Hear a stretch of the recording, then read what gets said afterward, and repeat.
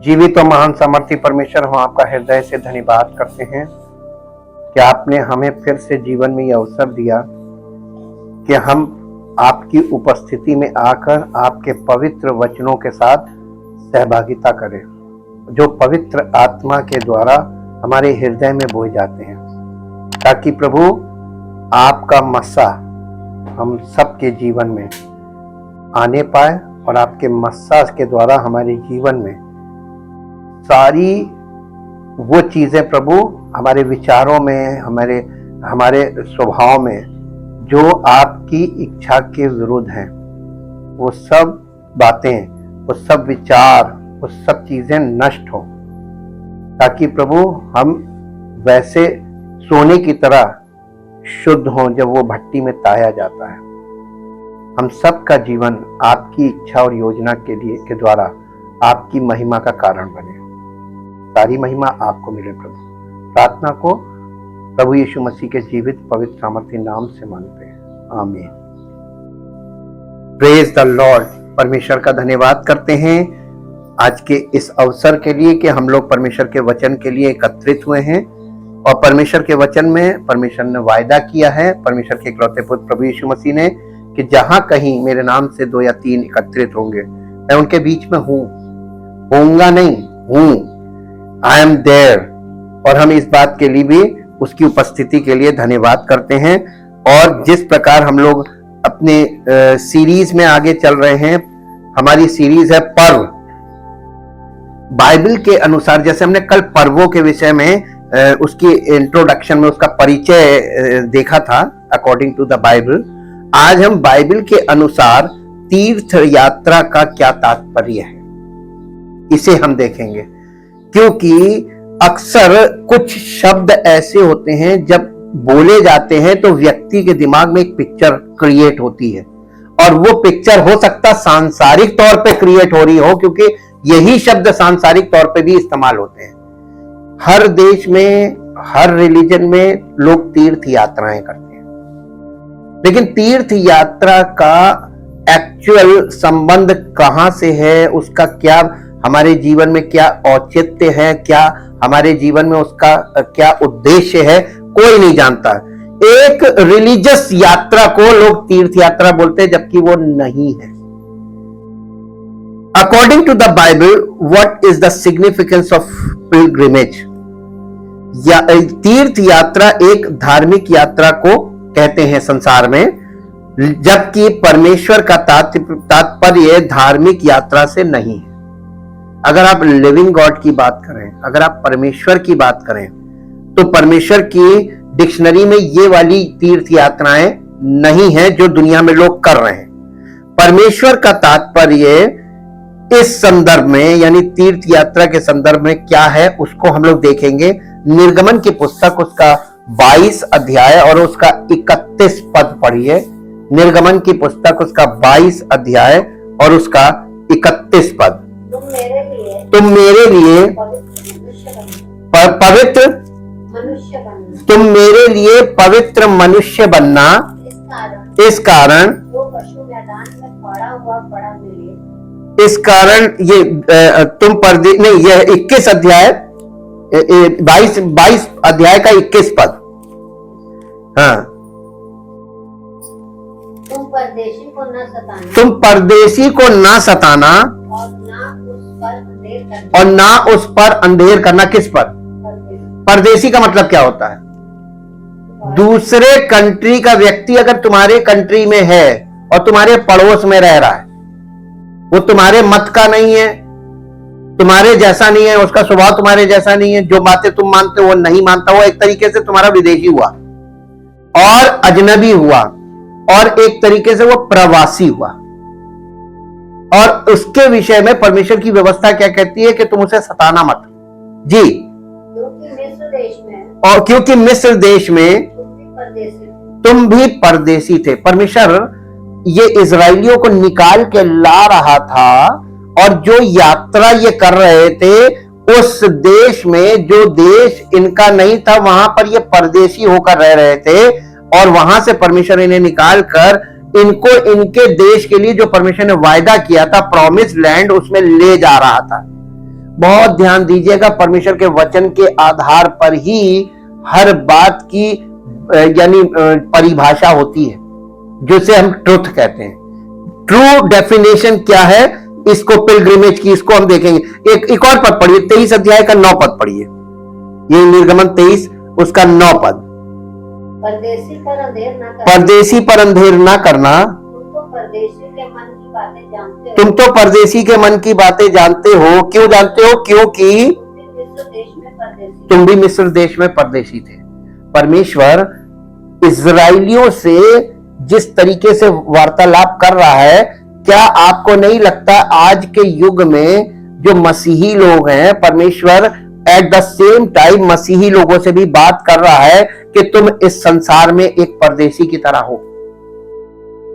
इसलिए तुम अपने आसपास, अपने पड़ोस में रहने वालों के साथ, हो सकता है वो तुम्हारे विचार से, उनका विचार मेल ना खाता हो, तुम्हारी तरह वो उनका जीवन शैली ना हो, वो तुम्हारे लिए परदेशी हैं, तो उनके साथ अंधेर मत करना, उनके साथ कोई गलत व्यवहार मत करना। ये परमेश्वर उनको हार्डली कमांड है, ये ऑप्शंस नहीं है, ये कमांड दिए जा रहे थे।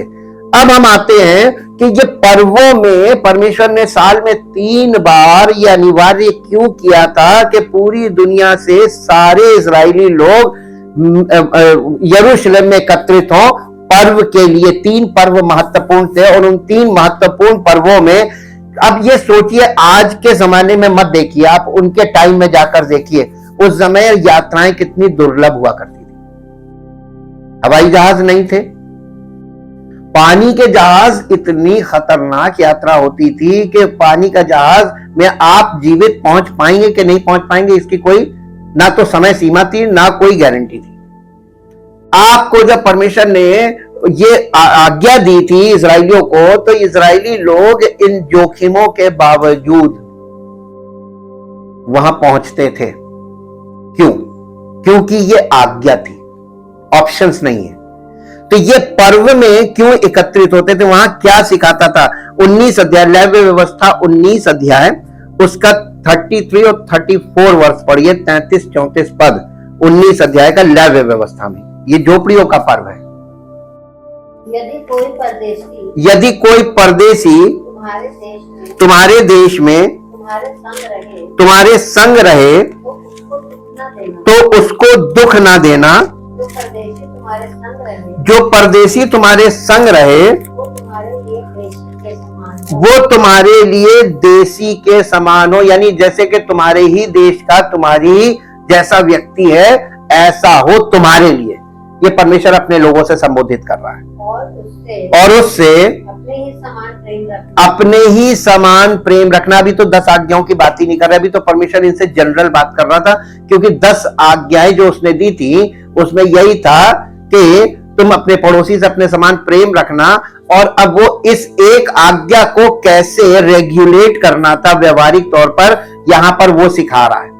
और इन लोगों को ये बोला गया था कि तुम जब वहां पर इजराइल में आओगे तो तुम्हारे देश के लोग, जहां से तुम निकलकर अपना पर्व मनाने के लिए आओगे, तुम्हारे इस शेड्यूल को कि तुम साल में 3 बार परमेश्वर के सामने उपस्थित होने के लिए यरूशलेम जाते हो, इस चीज को देखकर और तुम्हारे जीवन शैली को देखकर, परमेश्वर के प्रति तुम्हारे प्रेम को देखकर और अपने पड़ोसी से कैसे तुम प्रेम रखते हो, ये बातें देखकर अन्य जाति के लोग जो तुम्हारे समान नहीं हैं, नॉन ज्यूज हैं, उनको परमेश्वर के प्रेम और परमेश्वर के प्रेम करने वाले लोगों के विषय में, जो परमेश्वर के लोग हैं, उनके बारे में उनको देखने को मिलेगा प्रत्यक्ष प्रमाण के ऐसे लोग होते, ये है परमेश्वर के लोग। और इस प्रकार पैसिवली, इनडायरेक्टली उनके जीवन में परमेश्वर की महिमा और परमेश्वर की सामर्थ्य प्रकट होगी।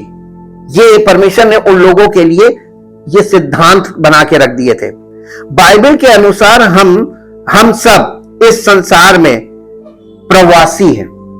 प्रवासी कहेंगे, प्रवासी वर्ड बहुत अच्छा है, द राइट वर्ड। प्रवासी का मतलब होता है इंग्लिश में सोजर्नर। सोजर्नर का मतलब होता है कि नॉन रेजिडेंट।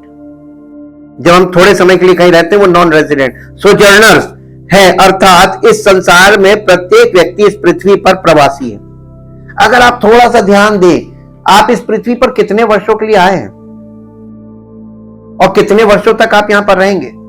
अपने नाम की बिल्डिंगें खरीद कर, अपने नाम से सब चीजें करके आपका समय कट जाएगा और आप इस पृथ्वी पे आप जो हर एक व्यक्ति जब यात्रा करता है, उस यात्रा के समय में व्यक्तिगत तौर पर वो पर्सनली इन बातों का अनुभव करता है कि यात्रा का मतलब क्या होता है और यात्रा में व्यक्ति कितनी चीजों की उसको आवश्यकता होती है या कितनी चीजें वो यात्रा में अपने साथ लेकर चल सकता है। आप कितना पानी लेकर चल सकते हैं जब यात्रा करते हैं। अगर आपकी 6 दिन की यात्रा है तो 6 दिन में, एक दिन में आप कितना पानी पीते हैं और 6 दिन के लिए आप कितना पानी अपने साथ लेकर चल सकते हैं। कोई जवाब है? कोई भी एक बोतल लेके जाओगे बाद में। आप अब बस कुछ घंटों का पानी लेकर चलते हैं, ठीक। उसी के साथ साथ भोजन, कितना भोजन लेकर चल सकते हैं। राशन पानी सब लेकर तो चला नहीं जा सकता। इसके बाद कपड़े कितने लेकर चलते हैं? जितना लगे उतना ही, जितना आप उठा सके, ठीक।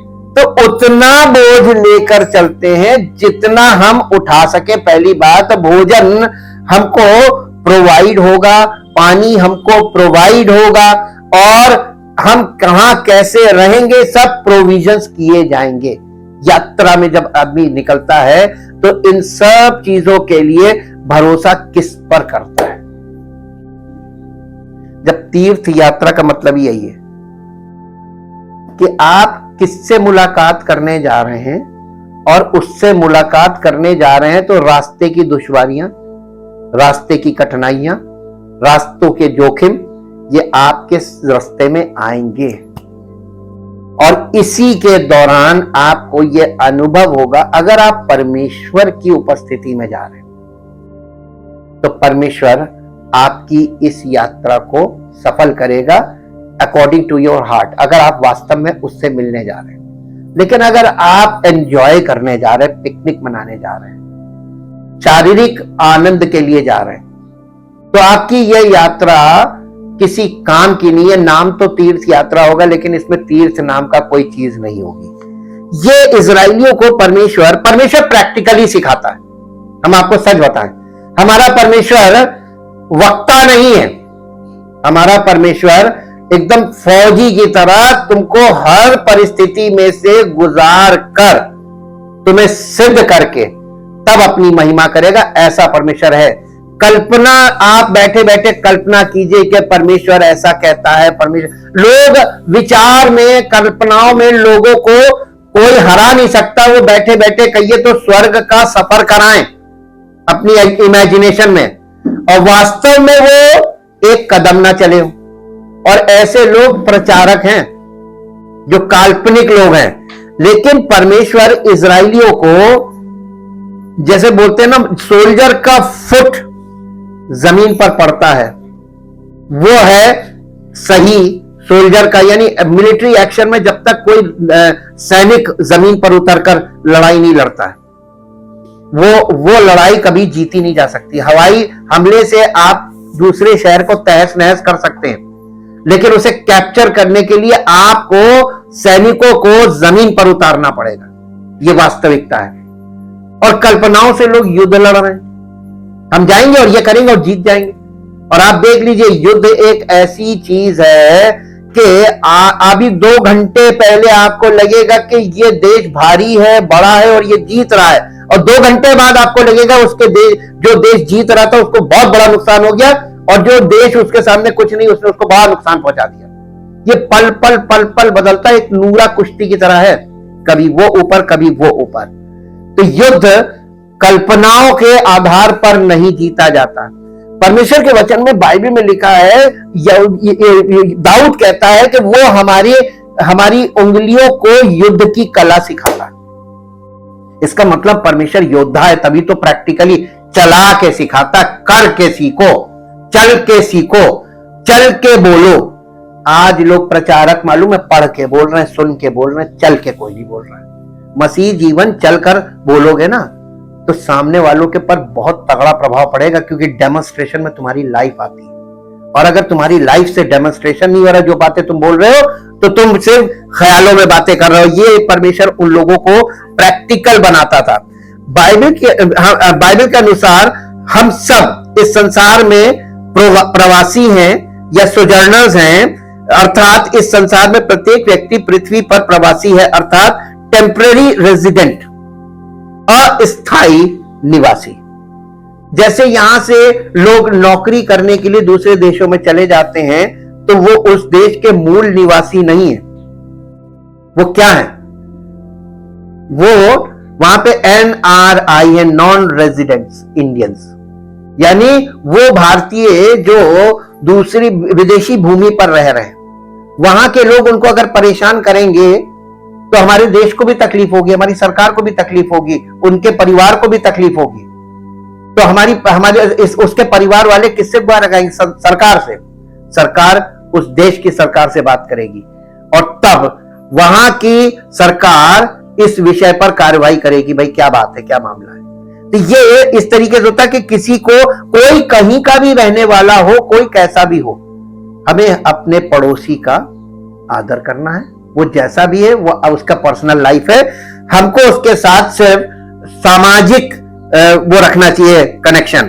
परमेश्वर इजरायलियों को इस सच्चाई के अनुसार जीवन जीना सिखा रहा था जब वो उन्हें मिस्र से छुड़ाकर पवित्र भूमि की ओर ले जा रहा था।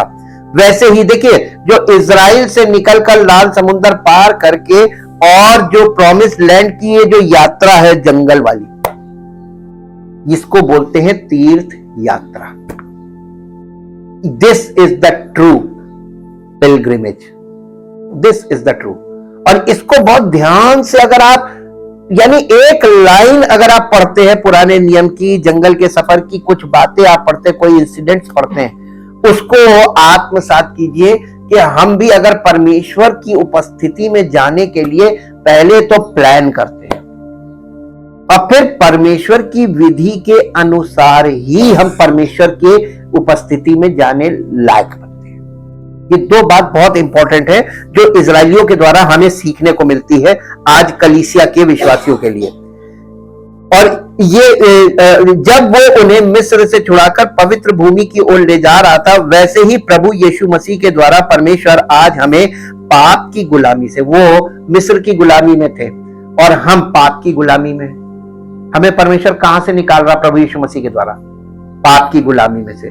उन्हें मिस्र की गुलामी में से निकालने के लिए परमेश्वर ने उन्हें फसह के मेमने की विधि बताई थी। वो फसह का, हमारा फसह का मेमना कौन है? उसके फसह के मेमने के लहू को उन्होंने अपने घरों पे लगाया था, चौखट पे। और इस प्रकार वहां पर जो मृत्यु का फरिश्ता रात में निकला था, जिन घरों पे लहू लगा था उनको छोड़ता चला गया था, और जिन पर लहू नहीं लगा था वहां के सारे पैलोठों को मार दिया था। परमेश्वर ने उन लोगों को मृत्यु के वश से छुड़ाकर, ये दिखाया जा रहा पिक्चर यही है, मृत्यु के वश से छुड़ाकर उन्हें निकाल के उनकी भूमि जो परमेश्वर उन्हें देने जा रहा था, Israel the nation, promise land, Holi land, ये सब नाम है उसके, वहां लिए जा रहा था। और वो लोग रास्ते में किस प्रकार का व्यवहार कर रहे थे, हम अपने जीवन में कैसा व्यवहार कर रहे हैं, ये भूल के कि हम कहते हैं कि हमने प्रभु यीशु मसीह पर विश्वास किया है और उसके बावजूद हम इजराइलियों वाला व्यवहार कर रहे हैं।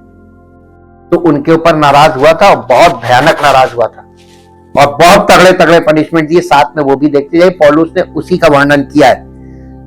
और हमें पाप की गुलामी के बंधन से छुड़ाकर परमेश्वर के राज्य की ओर ले जा रहा है, ठीक वैसे ही जैसे उन्हें लेके जा रहा था। तो हम भी एक प्रकार की यात्रा में हैं, लेकिन ये यात्रा एक फर्क यात्रा है। बाइबल के अनुसार जो ह्यूमन लाइफ है ये रिप्रेजेंट्स जर्नी। हमारा जो जीवन है, मानव जीवन, ये एक प्रकार की यात्रा है। और अगर आपने इसको, यात्रा को समझ लिया, तो आपको यह मालूम है कि हमारे इस जीवन में जब हम इस यात्रा पे हैं तो हम बड़े बड़े किले बनाकर परमेश्वर तक नहीं पहुंच पाएंगे और ना हम स्वर्ग पहुंचेंगे।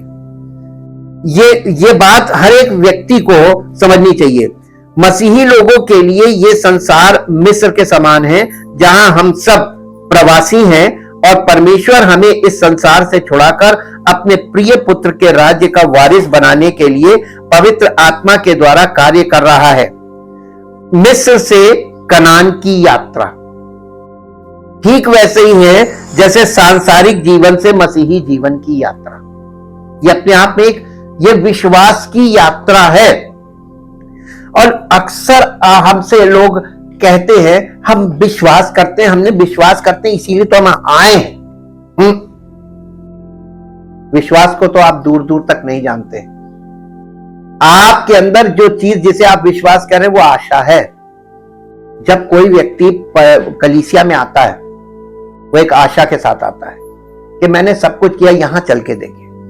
उसको एक आशा है कि यहां प्रभु शायद अनुग्रह करे, क्योंकि इतना वचन में लोग सुनते हैं, इतने लोग बोल रहे हैं कि यीशु मसीह ये कर सकता है, यीशु मसीह ये कर सकता है, यीशु मसीह चमत्कार करता है। यस, करता है, लेकिन स्टेज पर से यीशु मसीह ने कभी काम किया हो तो बताइए। बाइबल में आप जाके देखिए यीशु मसीह काम कैसे करता था। जो भी व्यक्ति आशा से उसके पास आया, वो भले उसको जानता ना हो, लेकिन अगर उसने आके ये कह दिया प्रभु तू चाहे तो ये हो सकता है, उसके जीवन में प्रभु ने काम किया, ताकि उसके हृदय में ये विश्वास बैठ जाए कि आशा तो थी, लेकिन जब काम हो जाता है ना तब विश्वास होता है कि हाँ प्रभु करता है। और जब विश्वास होता है तब आप दूसरों को चर्चा करते हैं कि प्रभु काम करता है। ये है विश्वास। सांसारिक जीवन से मसीही जीवन एक यात्रा है, और शारीरिक जीवन से आत्मिक जीवन की यात्रा। ये तीनों यात्राओं को मिलाइए, मिस्र से कनान की यात्रा, सांसारिक जीवन से मसीह जीवन की ओर यात्रा, शारीरिक जीवन से आत्मिक जीवन, ये सब एक ही चीज है। अगर हम इसको थोड़ा सा और फाइन ट्यून करें, बाइबल के अनुसार जीवन एक यात्रा है, और जब हमारा जीवन परमेश्वर के द्वारा संचालित होता है तो हमारा जीवन अंधकार से प्रकाश की ओर, मृत्यु लोक से जीवन लोक की ओर यात्रा करने लगता है। ये एक अद्भुत यात्रा है, ये विश्वास की यात्रा है, प्रकाश की ओर यात्रा करने लगता है। इसे तीर्थ यात्रा कहते हैं। यह है पिलग्रिमेज। कुछ हिस्टोरिकल चीजों को जाके देख लेना, तीर्थ यात्रा नहीं है, उसको नाम दिया गया तीर्थ यात्रा, लेकिन वो एक्चुअली है नहीं। अतः परमेश्वर का वचन हमें इस जीवन को प्रवासी के रूप में बिताने के लिए तैयार करता है। फिलिपियों की पत्री उसका 3 अध्याय उसका 20 पद पढ़ दीजिए। फिलिपियों की पत्री 3 अध्याय और उसका 20 पद। यहां पे पौलुस कुछ लिख रहा है कलीसिया को। फिलिपियों 3 अध्याय उसका 20 पद। पर हमारा स्वदेश स्वर्ग पर है। हमारा स्वदेश, कलीसिया के लोगों का जो असली देश है, मूल निवासी हम कहां के हैं? हमारा स्वदेश तो हम पृथ्वी पर क्या हुए? सोजर्नर हो गए, प्रवासी हैं, नॉन रेजिडेंट। तो हमको यहां पर नॉन रेजिडेंट बन के ही रहना चाहिए, या हम यहां पे मालिक बनकर रहें? जी। और हम एक उद्धारकर्ता, और हाँ, हम एक उद्धारकर्ता प्रभु यीशु मसीह के वहां से आने की बाट जो रहे हैं। अब हम आपको बताते हैं ये कहने का तात्पर्य क्या है। कलीसिया परमेश्वर के इकलौते पुत्र प्रभु यीशु मसीह की दुल्हन है, और दुल्हन तैयार हो रही है। दुल्हन का जहां की वो रहने वाली है, क्या उसका ये अपना घर होता है या वो प्रवासी होती है? उसके दूल्हा का घर उसका घर होता है, यही तो है ना।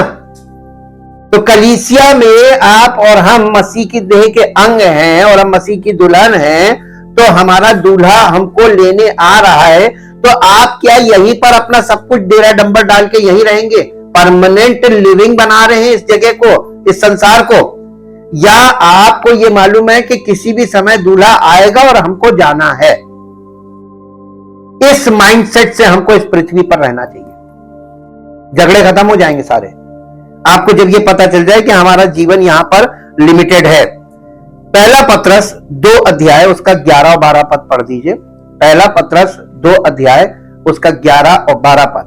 हे प्रियो, हे प्रियो, मैं तुमसे विनती करता हूँ मैं तुमसे विनती करता हूँ कि तुम अपने आप को कि तुम अपने आप को परदेशी और यात्री जानकर परदेशी और यात्री जानकर उन सांसारिक अभिलाषाओं से उन सांसारिक अभिलाषाओं से जो आत्मा से युद्ध करती जो हमारी आत्मा से युद्ध करती हैं बचे रहो। बचे रहो। अन्य जातियों में अन्य जातियों में तुम्हारा चाल चलन भला हो ताकि जिन जिन बातों में वे तुम्हें कुकर्मी जानकर बदनाम करते हैं वो तुम्हारे भले कामों को देखकर उन्हीं के कारण कृपा दृष्टि के दिन परमेश्वर की महिमा करें। कब? हमारे जीवन को देखकर। और हमारा जीवन, हम मसीही हैं, हम कलीसिया में जाते हैं और हमारे चरित्र और व्यवहार से हमारी कुछ भी करने से अगर लोगों को तकलीफ हो रही है, वो हमको कुकर्मी बोलेंगे। और नाम किसका बदनाम हो रहा है? अब आप ये बताइए कि आप उसके टारगेट पे आ जाते हैं, फिर वो आपको छोड़ेगा नहीं, क्योंकि उसके नाम की निंदा आपके द्वारा हो रही है। इसलिए बी केयरफुल। क्यों? हमको स्वदेशी, हमारा स्वदेश स्वर्ग है। आपका लंबा जीवन कहां बीतेगा ये बताइए। एक वैवाहिक जीवन को लीजिए। एक लड़की अपने पिता के घर में जवानी तक के लिए रहती बस, और उसके बाद विवाह के बाद वो जीवन की आखिरी सांस तक अपने पति के घर की। 2 फेजेस है ना लाइफ के। कलीसिया को यही बताया जा रहा है। कलीसिया स्त्रीलिंग यानी यीशु मसीह की दुल्हन है, तो कलीसिया को अवेयर किया जा रहा है कि तुम्हारा जीवन यहां पर कैसा होना चाहिए, तुम्हारा चाल चलन कैसा होना चाहिए संसार में, क्योंकि वो दूल्हा आने वाला है। और ये समझ लीजिए, यीशु मसीह कलीसिया के नाम पे आपको जितने भी कलीसियाएं दिख रही, सबको रिसीव करने नहीं आ रहा है। उसके आने से पहले झूठी कलीसियाएं पहले प्रकट होंगी, कंडेम होंगी इसी संसार में, और सच्ची कलीसियाओं को, जो मसीह की दुल्हन है, सच्ची हैं, उन्हीं को, जिनमें पवित्र आत्मा कार्य कर रहा है, केवल उन्हीं को लेने आ रहा है। तो ये अपने आप में यीशु मसीह का आना, ये कलीसिया के लिए जजमेंट ही है। अब इसके बाद एक और पद पढ़ दीजिए जो आपको मिलेगा, इफिसियों की पत्री, उसका 2 अध्याय, उसका 19 पद। इफिसियों की पत्री 2 अध्याय, उसका 19 पद। जी, इसलिए तुम अब विदेशी और मुसाफिर नहीं रहे, परंतु पवित्र लोगों के संग स्वदेशी और परमेश्वर के घर। ये किसको बोला जा रहा है? पहली चीज तो ये किसको एड्रेस किया जा रहा है, किसको संबोधित किया जा रहा है? ये एक नहीं, एक ऊपर पद पढ़ लीजिए। क्योंकि उसी के द्वारा हम दोनों की एक आत्मा में पिता। ये किसके बारे में बात हो रही है? अभी भी नहीं समझ में आया? 11 पद पढ़ दीजिए इसी अध्याय का, 2 अध्याय का 11 पद। अभी समझ है? इस कारण स्मरण करो कि तुम जो शारीरिक रीति से अन्य जाति हो। ये किससे बोला जा रहा है? कलीसिया में कौन आएगा? यीशु मसीह की दुल्हन कौन है? जोर से बोलिए। विश्वास नहीं हो रहा होगा ना? अन्य जाति। अब आपको फिर एक चीज बताते हैं, पुराने नियम में पिक्चर रखी हुई है। इसहाक represents Jesus Christ, Abraham represents God the Father. हमने आपको बताया था। अब्राहम का बेटा इसहाक के लिए जब उसको पत्नी लानी थी, तो उसने एलियाजर को, जो उसके घर का स्वामी के समान था, उसको भेजा था। Eliezer represents Holi spirit. वो गया था और जाकर अब्राहम के बेटे के लिए दुल्हन लेके आया था। कहां से? अन्य जाति से। वहीं पे दिखा दिया पुराने नियम में कि यीशु मसीह की जो दुल्हन होगी वो अन्य जाति होगी, और अन्य जाति को प्रभु यीशु मसीह ने एक्सेप्ट किया है एज अ ब्राइड। और यहां पर वही पौलुस बता रहा है, कलीसिया का मतलब अन्य जाति और अन्य जाति का मतलब जो मसीह में आ गए हैं वो अन्य जाति। अन्य जाति के फिर दो भाग हो जाते हैं, एक सांसारिक अन्य जाति और एक जो मसीह में आ गए। ये मसीह में जो आए ये भी अन्य जाति हैं, और जो मसीह में आ गए हैं, कलीसिया में आ गए हैं, उनके विषय में ये बात कही जा रही थी जो हमने सबसे पहले पढ़ी थी। अब उस पद को फिर से पढ़ दीजिए कि ये किसको बोला जा रहा है। 2 अध्याय का 19 पद। इसलिए तुम अब विदेशी और मुसाफिर नहीं रहे। यानी अब कलीसिया में जब आपने प्रभु यीशु मसीह पर विश्वास कर लिया, आप चाहे किसी भी जाति से थे। नॉन ज्यूज का मतलब होता है अन्य जाति। तो ज्यूज के अलावा जितनी जातियां पृथ्वी पर है अकॉर्डिंग टू द बाइबल वो अन्य जाति हैं, वो जेंटाइल्स हैं, हीदन हैं, पेगन हैं। ये इन्हीं को जो कलीसिया में आ गए, प्रभु यीशु मसीह पर विश्वास कर लिया, उनके लिए ये बात पौलुस कह रहा है कि अब तुम विदेशी और मुसाफिर नहीं रहे, परंतु पवित्र लोगों के संगी, स्वदेशी और परमेश्वर के घराने के हो गए। आप जब कलीसिया में आ गए, मसीह की देह में आ गए, अब आप किसके घराने के हो गए? और परमेश्वर के घराने के कहलाने के बावजूद और परमेश्वर की विधियों को, परमेश्वर की इच्छा और योजना को ग्रहण ना करके आप क्या कर रहे हैं? अपराध कर रहे हैं कि नहीं? क्योंकि आपको परमेश्वर के वचन की सत्यता नहीं मालूम थी। अब तक आप अज्ञानता में कर रहे थे, लेकिन जैसे ही आपको राइट इंफॉर्मेशन मिलती है, उसके बाद अगर आप करते हैं, तब फिर ये जानबूझकर पाप करना है। जानकारी मिलने के बाद नहीं करना चाहिए। इसलिए पौलुस के द्वारा परमेश्वर कलीसियाओं को जानकारी दे रहा था, राइट इंफॉर्मेशन, एकदम एक्यूरेट ट्रुथ दे रहा था उस पहली सदी की कलीसिया को। आज भी परमेश्वर पवित्र आत्मा के द्वारा यही काम करेगा कलीसिया में। अगर आप वचन के अनुसार देखें तो कलीसिया वचन के अनुसार होनी चाहिए। अब एक चीज और देखते हैं, ये कि अब्राहम का परमेश्वर की वाणी के अनुसार या परमेश्वर की आवाज सुनकर चलना, ये तीर्थ यात्रा करना था। अब्राहम कैसे चला था? एक अन्य जाति का व्यक्ति था। उस समय यहूदी कौम थी नहीं, अब्राहम ही पहला यहूदी बना।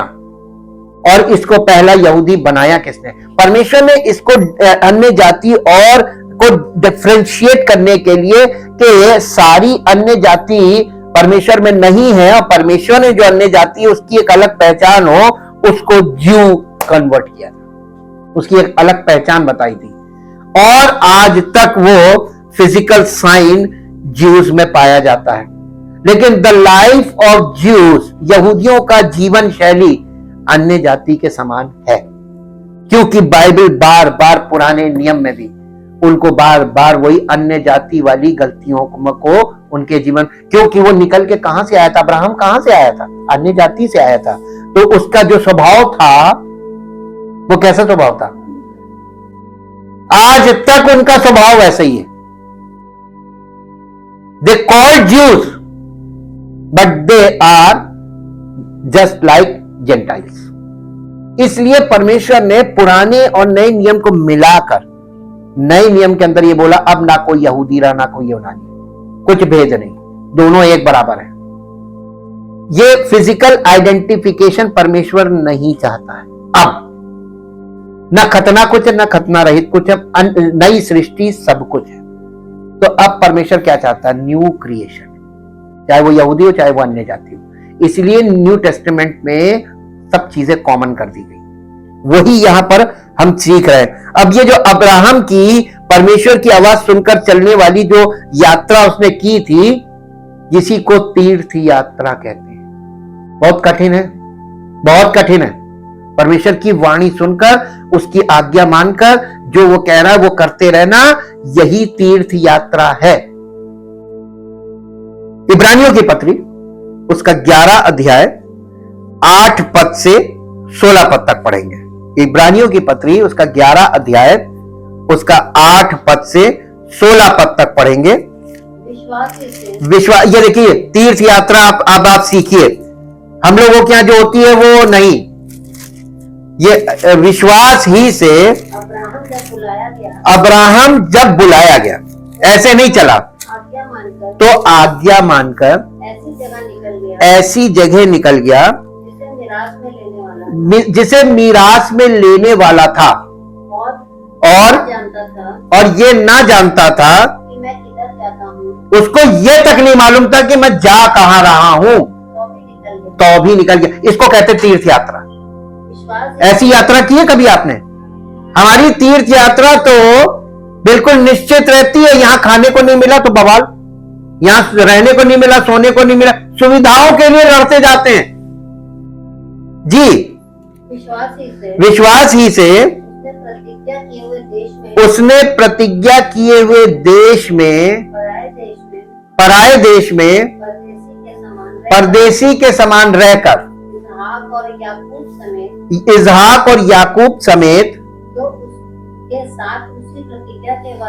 जो उसके साथ उसी प्रतिज्ञा के वारिस थे। अब देखिए यहां पर एक चीज देखिए, अब्राहम का बेटा इसहाक और अब्राहम का पोता याकूब, ये यानी पिता पुत्र और पोता, 3 जनरेशन। इन लोगों ने जो परमेश्वर इनको देने जा रहा था मीरास में, यानी गिफ्ट में, फ्री में, जिसे होली लैंड या आज इजराइल द नेशन बोलते हैं, उस समय वो कनान कहलाता था। और कनान में ये लोग रहे, लेकिन कैसे रहे? तंबुओं में रहे। परमेश्वर आपको टेम्पररी रहने के लिए तंबू में रहने को बोलता है, ताकि अगर आप तंबू में रह रहे हैं, टेम्पररी आप रह रहे हैं, तो सही समय पर वो चीज आपको परमानेंटली मिलेगी। ये दिखा रहा है कि परमेश्वर ने कैसे उनको पहले टेम्पररी रहे थे। वो आगे पढ़िए, क्योंकि वो उस स्थिर नींव वाले नगर की बाट जोतते थे, जिसका रचने वाला और बनाने वाला परमेश्वर है। ये किंगडम ऑफ गॉड की बात की जा रही है यहां पे जी। विश्वास से सारा ने आप बूढ़ी होने पर भी गर्भ धारण करने की सामर्थ्य पाई, क्योंकि उसने प्रतिज्ञा करने वाले को सच्चा जाना था। इस कारण एक ही जन से जो मरा हुआ सा था, आकाश के तारों और समुद्र के तीर के बालू के समान अनगिनत वंश उत्पन्न हुए। ये सब विश्वास ही की दशा में मरे और उन्होंने प्रतिज्ञा की हुई वस्तुएं नहीं पाई। इसका मतलब पुराने नियम में जो काम अधूरा छोड़ दिया था परमेश्वर ने, उस काम को यीशु मसीह के द्वारा पूरा कर रहा है जी। पर उन्हें दूर से देखकर आनंदित हुए और मान लिया कि हम पृथ्वी पर परदेशी और बाहरी हैं। जो ऐसी बातें कहते हैं, वे प्रकट करते हैं कि वे स्वदेश की खोज में हैं, और जिस देश से वे निकल आए थे,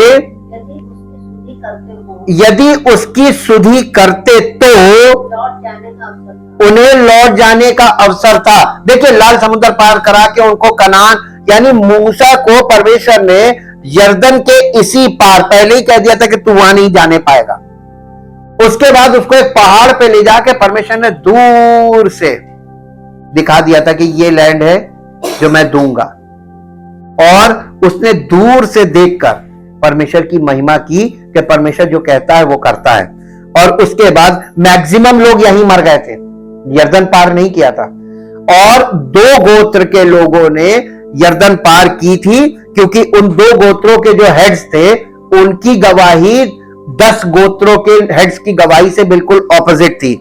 ये अपने आप में एक अलग स्टडी है, लेकिन यहां पर बता रहा है कि अगर उनको वापस जाने की इच्छा होती तो उनके पास समय था, वो वापस जा सकते थे। लेकिन फिर एक मैं प्रश्न करता हूं कि एक बार जब परमेश्वर ने उन्हें लाल समुद्र पार करा दिया था, वापस जा तो सकते थे लेकिन मिस्र नहीं जा सकते थे, जंगल ही में रहना था। पूछिए क्यों? लाल समुद्र दोबारा परमेश्वर तो पार करेगा नहीं, उसको दो भाग करेगा ही नहीं। मूसा को वहां से यहां ले आया, मूसा की यही डेथ हो गई दूसरे किनारे, और बिना मूसा के वहां पर, जैसे मूसा के द्वारा ही तो परमेश्वर ने लाल समुद्र दो भाग किया था। तो आप जीवन के पड़ाव में जब आगे बढ़ते हैं तो आपको हमेशा याद रहना चाहिए कि जब आप परमेश्वर की ओर बढ़ रहे हैं कंसिस्टेंटली, फॉर्मली, बिल्कुल विचारों के साथ, वचन के साथ अपने विचारों को अलाइन करना शुरू कर दीजिए। क्योंकि आपका अलाइनमेंट अगर ये नहीं है वचन के अनुसार, तो आपके पास परमेश्वर की अद्भुत सामर्थ्य और अद्भुत महिमा कभी नहीं प्रकट होगी, कभी नहीं प्रकट होगी। वो डेमोन्स्ट्रेशन करने वाला परमेश्वर है। पर वे एक उत्तम, 16 पद पढ़ दीजिए। पर वे एक उत्तम अर्थात स्वर्ग देश के अभिलाषी हैं, इसीलिए परमेश्वर उनका परमेश्वर कहलाने में उनसे नहीं लजाता, क्योंकि उसने उनके लिए एक नगर तैयार किया है।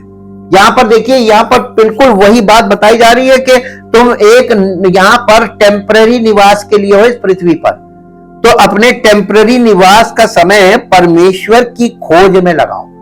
यही तीर्थ यात्रा है, असली तीर्थ। अतः परमेश्वर इजरायलियों को हर वर्ष में 3 बार 3 विशेष पर्वों पर अपनी उपस्थिति में होने को अनिवार्य करता है, ताकि वो बार बार अपने कंफर्ट जोन को छोड़कर उसके सन्मुख उपस्थित हों।